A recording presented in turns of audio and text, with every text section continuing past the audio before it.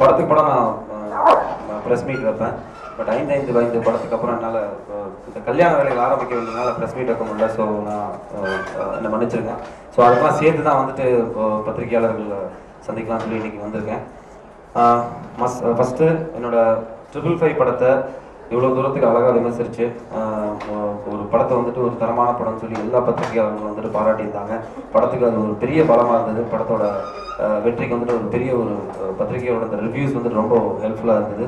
So first மனமார்ந்த நன்றியை தெரிவிச்சுக்கிறேன் பத்திரிகையாளர்கள், தொலைக்காட்சி நண்பர்கள் எல்லாருக்கும் இந்த படத்தை ஒரு தரமான படம் அங்கீகரித்து மக்கள்கிட்ட போய் சேர்த்ததுக்காக.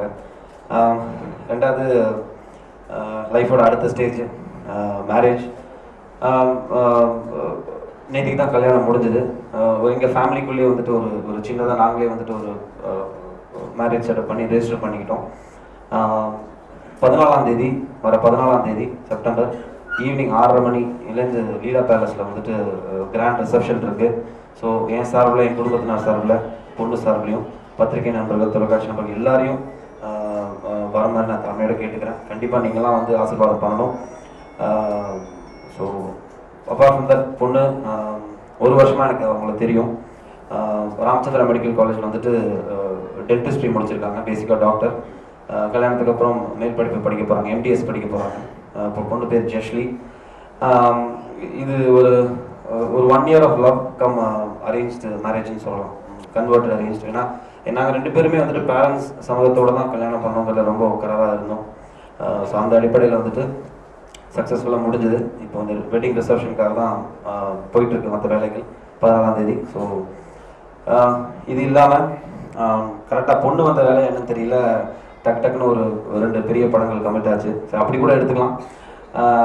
மோகன்லால் சாரோட ஒரு படம் பண்ணிகிட்ருக்கேன் இப்போது மலையாளத்தில். கிட்டத்தட்ட ஒரு 10 வருஷத்துக்கு அப்புறம் ஒரு கம்பேக் மாதிரி மலையாளத்தில் நான் பண்ணுறேன். 2003 ஃபார் த பீப்புள்னு ஒரு படம் பண்ணேன். அந்த படம் அங்கே ஒரு மிகப்பெரிய ஒரு சக்ஸஸ்ஃபுல் ஃபிலிம் ஆச்சு. ஸோ அதுக்கப்புறம் கிட்டத்தட்ட 10 years கேப்க்கு அப்புறம் இப்போ கூதராங்கிற டைட்டிலில் மலையாளத்தில் வந்துட்டு மோகன்லால் சாரும் நானும் சேர்ந்து பண்ணிக்கிட்டு இருக்கோம் இந்த ஃபிலிமு. படத்தில் கிட்டத்தட்ட 7 கதாநாயகர், இப்போ 7 ஹீரோயின்ஸ் இருக்காங்க படத்தில். ஒரு பையனோட ஒரு லைஃப் ஸ்டைல் தான் அந்த ஃபிலிமே. ஒரு காலேஜ் பருவத்துலேருந்து ஆரம்பித்து அவன் மெச்சூர் ஆகி ஒரு குடும்பஸ்தனாக ஆற ஒரு ட்ராவல் தான் அந்த ஃபிலிமு. ஸோ ஒரு பெரிய டீம், அங்கே உள்ள ஒரு யங் டீம்.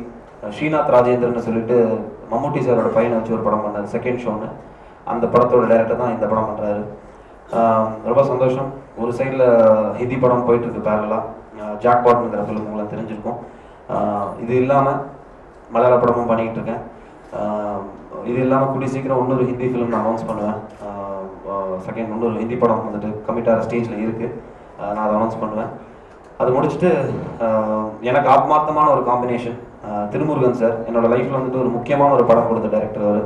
ஏன்னா எங்கே போனாலுமே எம்டன் மகனுக்கு வந்துட்டு ஒரு தனி மரியாதை, தனி பேர் இருக்குது எல்லார் மத்தியிலையும்.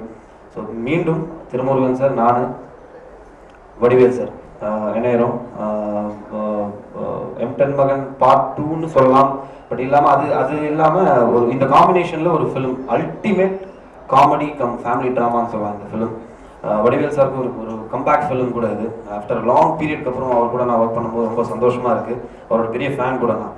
ஸோ அந்த மாதிரி ஸ்கிரிப்ட் அந்த மாதிரி தான் இருக்கும். வடிவேல் சாருக்கு ஒரு முக்கியமான ரோல், இன்னொரு ஹீரோ கூட சொல்லலாம், அந்த லெவலுக்கு முக்கியமான ஒரு கதாபாத்திரம் வடிவேல் சாருக்கு. ஸோ இதுதான் என்னோட ப்ராஜெக்ட் லைனப். இப்போது அதுக்கு இன்னும் டைட்டில் வைக்கல, திருமுருகன் சார் படத்துக்கு இன்னும் டைட்டில் வைக்கல. பட் இப்போதைக்கு இந்த ப்ராஜெக்ட்ஸ் தான் போய்கிட்டு இருக்கு. கல்யாணத்துக்கு அப்புறமா வந்துட்டு அவங்கள தான் இருப்பாங்க, நான் ஹிந்துவாக தான் இருக்கலாங்கிற மாதிரி தான் பிளான். அதனால தான் நாங்கள் இன்றைக்கி வந்துட்டு ஒரு சின்னதாக எந்த ஒரு ரிலீஜியன் மேரேஜும் இல்லாமல் காமனாக வந்துட்டு ஒரு ரெஜிஸ்டர் மாதிரி பண்ணிக்கிட்டோம் இன்றைக்கி நாங்கள். ஸோ ஒரு பேசிக்காக ஒரு ப்ராப்பராக ஒரு மேரேஜ்னு இல்லாமல் ரெஜிஸ்டர் பண்ணிக்கிட்டோம். ஸோ அவங்க கிறிஸ்டினாகவே இருக்கட்டும், நான் ஹிந்துவாகவே இருக்கலாம் அப்படின்னு. அதே மாதிரி கல்யாணத்துக்கு அப்புறம் நான் சர்ச்சுக்கு போனோன்னா நான் போவேன், அவங்க கோயிலுக்கு வரணும்னா அவங்க வருவாங்க. ஸோ இப்படி தான் ஒரு அண்டர்ஸ்டாண்டிங் தான். ஸோ அதனால் இதில் வந்துட்டு நான் மதம் மாறுறது, அவங்க மதம் மாறுறது கன்ஃபியூஷனே இல்லை. ஸோ அந்த லெவலுக்கு ஒரு அண்டர்ஸ்டாண்டிங் எங்கள் 2 பேருக்கும் இருக்குது. திருமுருகன் சார் படம் தான் 25வது படம், என்னோட 25th ஃபிலிம்.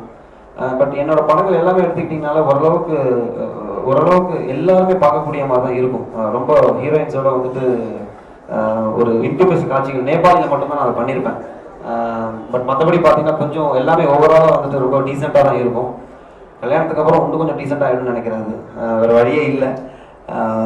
அந்த லெவலுக்கு தான் மெயின்டைன் பண்ணணும். 5லேருந்து 50 வயசு வரைக்கும் எல்லாருமே படத்தை பார்க்குற லெவலுக்கு தான் நான் டீசெண்டான ஒரு